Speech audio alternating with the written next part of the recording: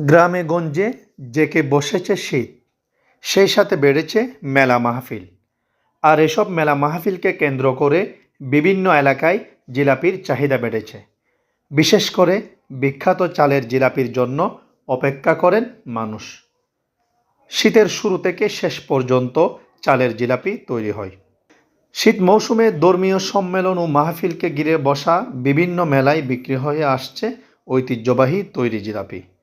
তবে প্রায় যুগ যুগ ধরে এই জিলাপি তৈরি করে এখন বেশ কয়েকটি হাটবাজারে জমে উঠেছে।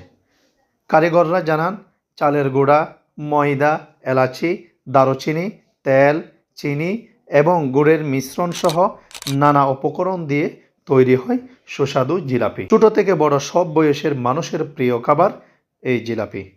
আকার এবং আকৃতি অনুযায়ী জিলাপির দামও থাকে ভিন্ন।